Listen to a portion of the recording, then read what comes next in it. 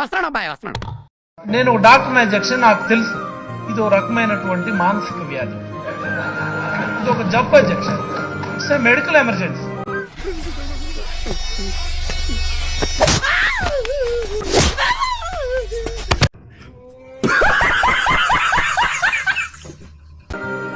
Medical emergency. మీరు దయచేసి ఈ శాసనసభ ఆవరణలో ఉన్నటువంటి డాక్టర్ని పిలిపించి ముందుగా ఆయనకి పరీక్షలు చేయించి హాస్పిటల్లో జాయిన్ చేయించి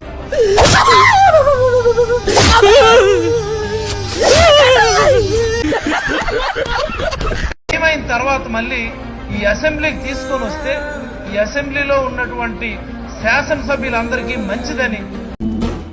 వీడు ఒలింపిక్స్కి వెళ్ళి ఉంటే ఇండియా గోల్డ్ మెడల్ వచ్చిండేదయ్యా. ఇకనైనా ఆయన 40 సంవత్సరాల అనుభవం అన్నారు, చాలు ఆయన సేవలు చాలు, రాష్ట్రానికి రెస్ట్ తీసుకోమనండి.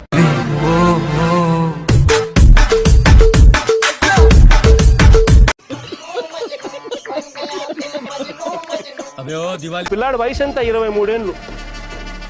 ఇదంతా చిన్నపిల్లలే. ఏదో తెలుసో తెలియకో కొద్దో గొప్ప ఎవరైనా తప్పు చేసిండొచ్చు.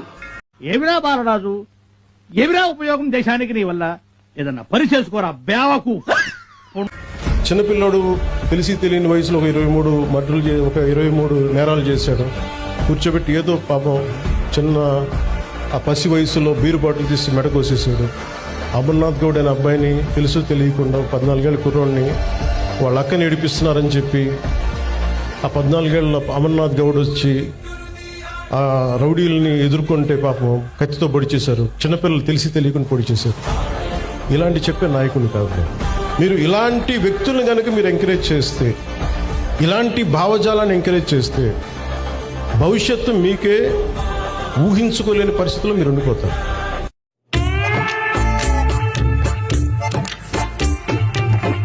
కొడుకున్న జైలుకే తండ్రి కూడా చేరారు. ప్రభు హరిరామ్ కృష్ణరాధం జగన్మోహన్ రెడ్డి ఎంత ఘోరం జరిగిపోయిందిరా. యాక్సిడెంట్ చేశారు. యాక్సిడెంట్ చేసినప్పుడు ఆసుపత్రికి చేర్చి ఆ కుటుంబాన్ని ఆదుకోవడం మానేసి రాను రాను రోడ్డు ప్రమాదాలు బాగా ఎక్కువ అవుతాయి. రాను రాను రోడ్డు ప్రమాదాలు బాగా ఎక్కువ అవుతాయి. ఆ అబ్బాయి ఉన్నాడా, సిద్ధు ఉన్నాడా, ఇది పక్కన పెడితే అబ్బా చెప్పుండ్రా అంటే చెప్తారు గింత పొడు. నడిపింది అప్పలరాజు కుమారుడేనన్న విషయాన్ని పెట్రోల్ బంక్ సిబ్బంది ట్రీట్మెంట్ చేసిన డాక్టర్లు గుర్తించారని రిమాండ్ రిపోర్ట్ లో రాశారు. నేను నిరపరాధిని ప్రూవ్ చేసుకోవడానికి అన్ని దారులు మూసుకుపోయాయన్నమాట. కేసు అని తీసుకున్నప్పుడు ఆ ఇన్వెస్టిగేషన్ యాక్సిడెంట్ కేసు కింద చూసుకోవాలి తప్ప సైడ్ వేసేసి క్రిమినల్ కేసు, మర్డర్ కేసు అది కరెక్ట్ అని నేను అంటున్నా. మీరు అన్నారు, నేను కాదంటున్నాను. నేను అంటున్నా, నేను కాదంటున్నా, నేను కరెక్ట్ అంటున్నా, నేను కరెక్ట్ కాదు, కరెక్ట్ అంటున్నా. దివాళీకి ఫుల్జోడి అన్ని చేయాల్సిన అవసరం మాకు లేదు.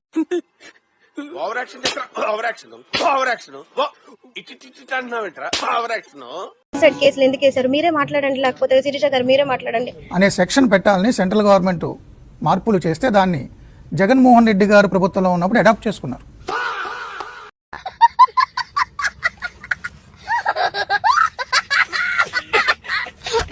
హోమిసైడ్ కేసు వేశారని చెప్పేసి యాక్సిడెంట్ కేసు కింద ఎందుకు మార్చడానికి మీకు వీలు కావట్లేదు. సాక్ష్యాలను దాచిపెట్టడంతో పాటు నిందితులను తారుమారు చేసేందుకు మాజీ మంత్రి ప్రయత్నం చేశారని రిమాండ్ రిపోర్ట్ లో చెప్పారు.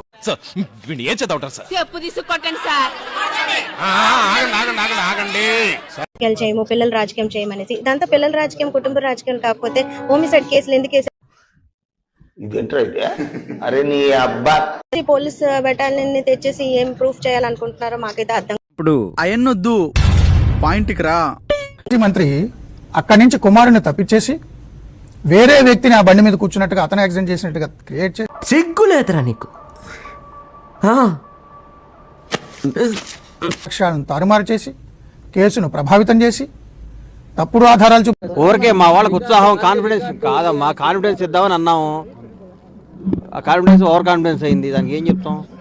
రాజు కొడుకు 18 ఏళ్ళ పిల్లోడు యాక్సిడెంట్లు అవుతా 90 వేసినట్టున్నాడు సైకోసాలగాడు.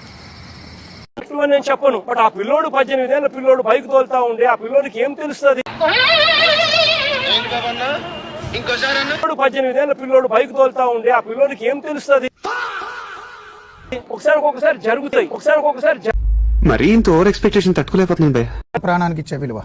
మిమ్మల్ని ఏమంటారు? చూడండి అక్కడ ఏముందో. దానయ్య తల్లి యాక్సిడెంట్ చేశాడు, తప్పేముంది అన్నట్టు మాట్లాడాడు ఆయన. మీరేం చెప్తారు వాళ్ళ కుటుంబ భవిష్యత్తు? వాళ్ళ కుటుంబానికి బాధ ఉండదా? నా బొర్ర తినేస్తున్నాడు డాడీ, ఏడమ్మా డాడీ, డాడీ మేకలకి వాళ్ళకి చెప్తున్నా, వాళ్ళకి ఏం సమాధానం నన్ను చెప్తాను చెప్పి. నా కళ్ళంట నీళ్ళు వస్తున్నాయంట్రా. పలాసలో పేరున్న డాక్టర్ అంటే ఏం డాక్టర్? సిదిరి అప్పలరాజు డాక్టర్. నేను డాక్టర్ అండి, వృత్తిరీత్యా ఆమె డాక్టర్. పశువుల డాక్టర్.